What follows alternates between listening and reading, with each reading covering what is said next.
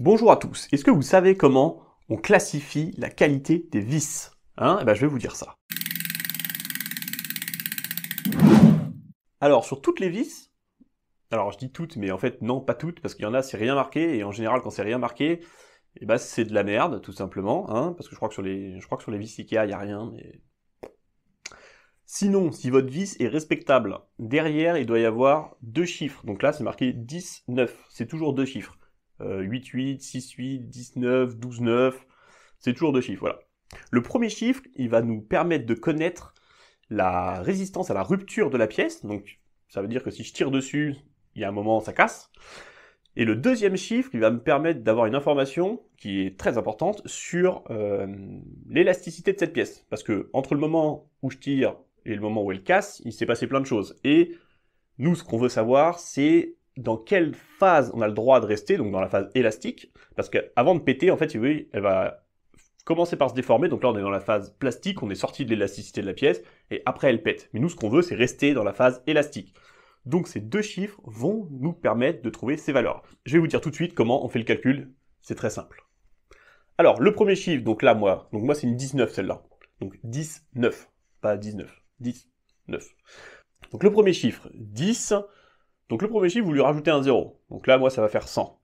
Donc 100, ça va être la charge limite à la rupture que la vis peut supporter par millimètre carré de section de la vis. Donc quand je parle de section de la vis, je parle de la section, là on va dire que c'est du M10, donc c'est sans le filet, c'est la section vraiment en lame de la vis, quoi. Donc je sais pas, je sais plus. On va dire que c'est un pas de 2, ça doit être 1,5, un M10, mais on s'en fout, on va dire que c'est un pas de 2, ça facilite le calcul, je suis mauvais en calcul mental. Donc, une vis en M10, ça veut dire que c'est un diamètre 8, la partie vraiment qui va bosser. Donc, ça veut dire que cette vis, donc, qui est en classe 10, donc ça fait 100 kg par millimètre carré.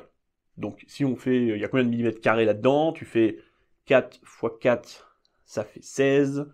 16 x 3, ça fait 16 et 16, 32. 32 et 16, 48. 48. Donc tu fais 48 x 100, ça fait 4800. Donc ça veut dire que cette pièce-là, il faut tirer 4800 kg avant qu'elle pète. Voilà. Et maintenant, ce qui nous intéresse, c'est pas de savoir quand elle pète, c'est de connaître la limite dans laquelle elle est toujours dans sa zone d'élasticité. Et là, c'est le deuxième chiffre qui vient nous donner une information. Le 9, tu rajoutes un 0.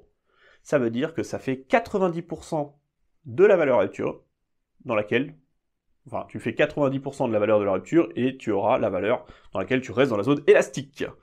Donc si tu fais 90% de, j'ai dit combien moi, 4800, ça fait, t'enlèves 480 du coup, donc ça fait 4800 moins 480, 4320